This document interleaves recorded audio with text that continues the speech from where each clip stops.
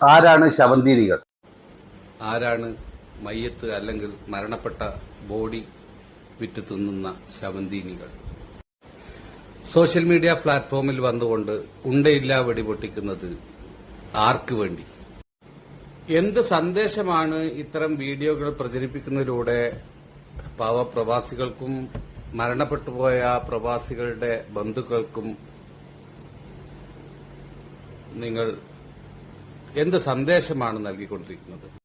Okay, ഇനി നിങ്ങൾക്ക് വ്യക്തമായ ധാരണയുടെ അടിസ്ഥാനത്തിലാണെങ്കിൽ ഇത്തരം ശവന്തീനികളായ ആൾക്കാരുടെ മുഖം മൂടി നിങ്ങൾ പുറത്തേക്ക് കൊണ്ടുവരേണ്ടതാണ്. അല്ലാതെ കാടടച്ച് വെടിവെക്കുന്ന രീതിയിലുള്ള വീഡിയോകൾ നിങ്ങൾ പ്രചരിപ്പിക്കാതിരിക്കുക. ഇക്കാര്യത്തിൽ അതാണ് നിങ്ങളോട് ആദ്യമായിട്ട് എനിക്ക് പറയാനുള്ളത്. ഇത്തരം വീഡിയോയിലൂടെ നിങ്ങൾ ഉദ്ദേശിക്കുന്ന ആരെയൊക്കെയാണ് നിങ്ങൾ മുൻമുനയിൽ നിർത്തിക്കൊണ്ടിരിക്കുന്നത്? ആതുര സേവന രംഗത്ത് സുത്യർഹമായ സേവനങ്ങൾ കാഴ്ചവെക്കുന്ന അഷ്റഫ് താമരശ്ശേരിയെ പോലുള്ള അദ്ദേഹത്തിന്റെ പ്രവർത്തനങ്ങൾ ഏത് പ്രവാസികൾക്കും പ്രവാസികളിലൂടെ അവരുടെ ബന്ധുക്കൾക്ക് പോലും അറിയാവുന്ന കാര്യങ്ങളാണ്.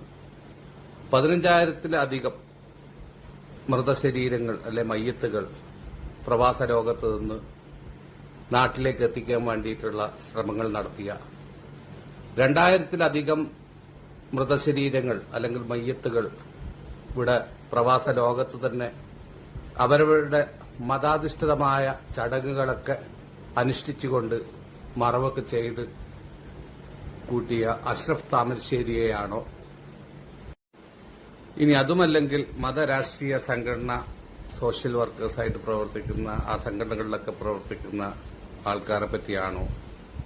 അല്ലെങ്കിൽ ഇതേപോലെയുള്ള KMCC, ICF, ഇന്ത്യൻ അസോസിയേഷൻ, അങ്ങനെയുള്ള IMCC, ഇൻകാസ് ഇതുപോലെയുള്ള സംഘടനകളിൽ പ്രവർത്തിക്കുന്ന ആൾക്കാർക്കെതിരെയാണോ എന്നുള്ളത് കൂടി നിങ്ങൾ വ്യക്തമാക്കേണ്ടത്. ഇത്തരം വീഡിയോകൾ പടച്ചുവിടുമ്പോൾ നിങ്ങൾ വ്യക്തമായി ആർക്കെതിരെയാണ് അല്ലെങ്കിൽ അവരുടെ പേര് വെളിപ്പെടുത്തി പറയാത്തത് എന്തുകൊണ്ട് എന്നുള്ളതാണ് മറ്റൊരു കാര്യം. നിങ്ങൾക്ക് വ്യക്തമായിട്ട് അറിയുന്ന ഒരു കാര്യമാണെങ്കിൽ എന്തിന് അവ്യക്തമായിട്ട് വീഡിയോ ചെയ്യേണ്ട ആവശ്യം എന്നുള്ളതാണ്. നിങ്ങൾ വ്യക്തമാക്കണം ആരാണ് ശവന്തീനികൾ എന്നുള്ളത്.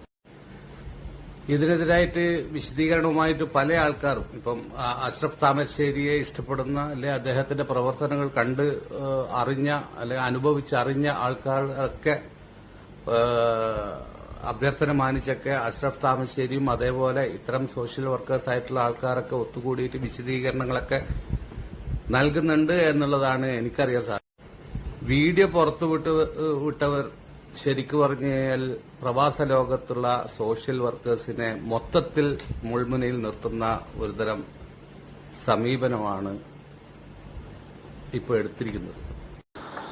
ഇനിയിപ്പോ നിങ്ങൾ പറയുന്നത് പോലെ, അതായത് മുനവെച്ച് പറയുന്നുണ്ടല്ലോ പല രീതിയിലുള്ളൂ.